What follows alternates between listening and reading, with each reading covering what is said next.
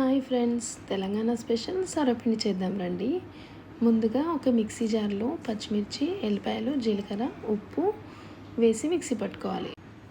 తర్వాత ఒక వెడల్పాటి గిన్నె తీసుకొని అందులో కట్ చేసిన ఉల్లిగడ్డలు, జీలకర్ర, నువ్వులు, వేయించి క్రష్ చేసిన పల్లీలు, శనగపప్పు, ఇంకా కరివేపాకు, కొత్తిమీర, మనం మిక్సీ పట్టుకున్నటువంటి పచ్చిమిర్చి పేస్ట్ వేసి బియ్యపిండి వేసి మంచిగా కలుపుకోవాలి. తర్వాత ఒక గిన్నె తీసుకొని దాన్ని ప్రీహీట్ చేయాలి.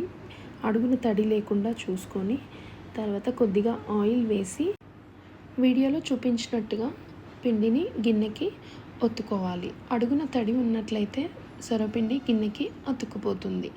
వీడియోలో చూపించిన గిన్నెని సొరపిండి గిన్నె అని అంటారు. ఒకవేళ మీ దగ్గర ఆ గిన్నె లేనట్లయితే మీరు ఏదైనా మందంగా ఉన్న గిన్నెలో ఒత్తుకోవచ్చు.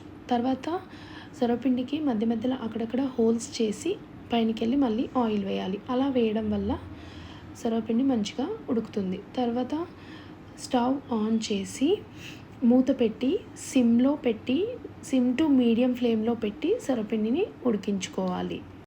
మిర్చి తీసుకునేటప్పుడు సగం పండినవి, సగం గ్రీన్గా ఉన్నవి తీసుకున్నట్లయితే టేస్ట్ చాలా బాగుంటుంది.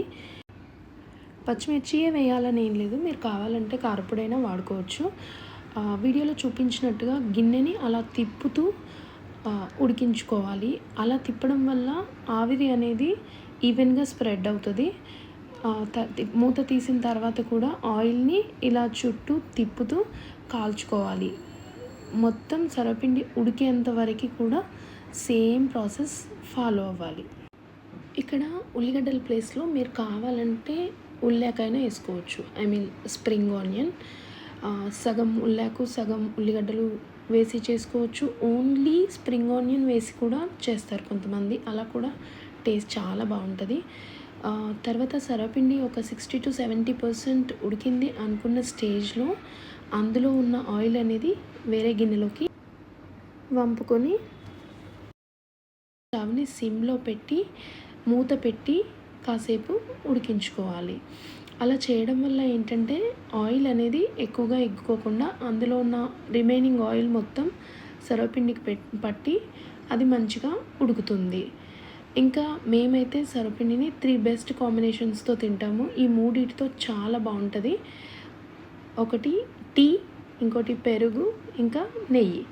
మీరు ఏ కాంబినేషన్లో తింటారో కామెంట్ చేయండి. మరిన్ని రెసిపీస్ కోసం మా ఛానల్ని సబ్స్క్రైబ్ చేయండి.